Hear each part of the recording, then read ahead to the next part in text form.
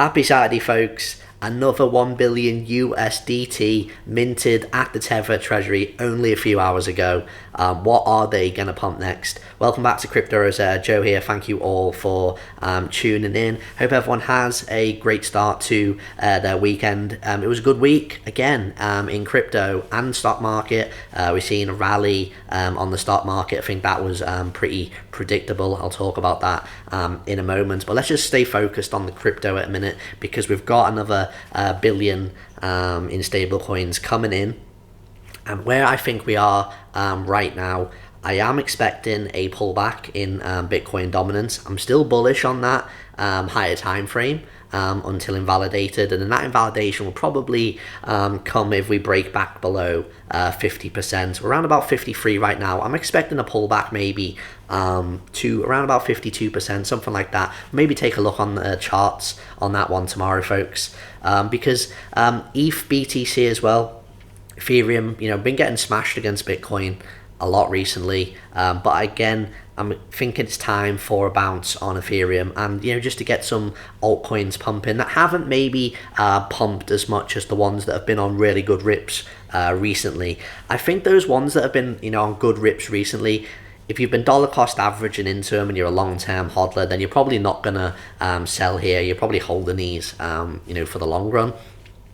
But if your strategy, has just been to, continue to turn cash, and you're quite an active trader out there, you're jumping in and out of different coins at different times, I think that, from a risk reward perspective, the likes of your Render, Chainlink, INJ, these ones that are coming to mind recently, maybe it's time to, consider to take some profits on those. Of course, none of this is financial advice. This is just my opinion. But I think that where this liquidity is coming in now, I wouldn't be surprised to see this weekend some altcoins go on some good little low time frame rips, start seeing some green candles that maybe haven't been on as much of a rip as the likes of those coins that I've just mentioned. Now, if you enjoyed this content, make sure you take a second to smash up the like. Really appreciate it, and it helps get the content out to everyone else. And if you are new here for the first time, then hit that subscribe button. Welcome to the family, and really appreciate that. So what am I actually doing? Well, I'm actually still just looking to stack cash. I've mentioned in previous videos, I'm still approaching this market rather from a more risk adverse strategy. I'm comfortable in doing that. I don't want to go heavy in yet. Also, I'm still dubious of, it's all good and well buying the lows, and those who have bought the lows, I've always said, I hope that is the bottom. I hope that is the lows for you. I want to see everybody do well. I think a lot of people misunderstand that when I've been bearish on the market, or more bearish high time frame, I'm not looking to celebrate the market going down. It's more just how I'm reading the charts and being cautious. But of course, I can be completely wrong on that, as anyone can. So stock market right now, as I mentioned, very predictable rally. It's still in the descending channel on the NASDAQ, on the S&P. Again, probably cover that on a charts video tomorrow. But Monday and Tuesday, pretty key days because there's going to be some gaps to fill. I am expecting some red in the market next week. If we don't get red in the traditional markets next week, that's going to potentially look pretty bullish, and there will maybe get a bit of FOMO coming back into the market, that we have a chance rather of setting some new highs this year. Still, my primary expectation is that the highs are in on traditional finance in the summer. But if we can get that Santa rally, get that Q4 pump, and where would that come from? The only place it can come from is a lot of investor optimism that there's not going to be any more rate hikes this year, and potentially there's not going to be more rate hikes early next year. Now, that's a big gamble, but if there's a lot of optimism and enthusiasm that could play out, then I could see more money coming into the markets, and potentially setting a new high this year if we can break above key resistance levels. Again, look at those on the next chart video. But I'm just cautious, guys.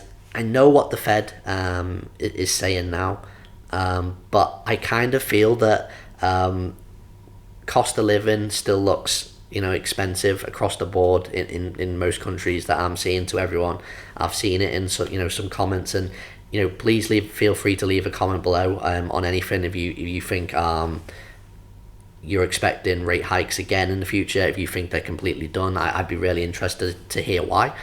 But yeah, cost of living still looks expensive across the board to me, and I kind of feel that there's just a gut instinct in me that is saying that inflation has been battered down, but I'm not fully convinced it's done yet. And I have talked about part of the market cycle here could be that we constantly see those reductions in inflation, those lower CPI reports after reports, until we get a turnaround. And when everybody thinks inflation is done, that's when complacency can come in. So I still want to see a couple of CPIs and inflation still continue to decrease. Also, whether the 10-year yields, another chart probably look at tomorrow, kind of bouncing off key support. So things are just a pullback at the minute. People are very bullish, I think, can start celebrating very quickly, just as people who are very bearish can also start over celebrating. So I still think there's plenty of chop in the market. It would not surprise me at all if these markets just go sideways now for the rest of the year. But again, we always have to be aware that some bad news can come out of nowhere. I still don't think, especially of crypto, I still don't think Binance is completely out of the woods yet. Still, obviously, SEC investigations going on in the background that a lot of people very quickly forget are taking place. So never forget that that's happening. And again, when you start seeing Moonboy posts, you've survived the peak Binance FUD and this and that. Again, these you gotta remember, these posts are very bullish. They're trying to sucker everyone into having this kind of feeling that everything's fine and we're going up, and things are still happening in the background. So just be aware of that. Again, don't just take my word for it. Go and check all this information out yourself. Go and educate yourself. But yeah, that's another main reason why I am being cautious. So this weekend, again, if you are trading out there, I always say use sensible risk management. If I was actively trading, plays I'd be looking maybe to try and get some scalp longs on here, maybe on some altcoins that haven't quite yet popped, but are setting some higher lows on the sort of 4-hour time frames, on the daily time frames. And I think that there's still some gains to be made out there. I'm sure there'll be some altcoins here that still do another 50%, 100%, maybe 150% rally. That wouldn't shock me until we start to see a more significant correction on Bitcoin.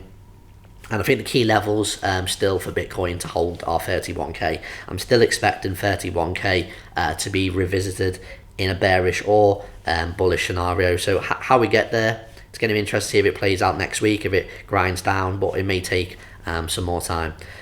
But yeah, I'll just be chilling out for the rest of the weekend. Stay tuned, everyone.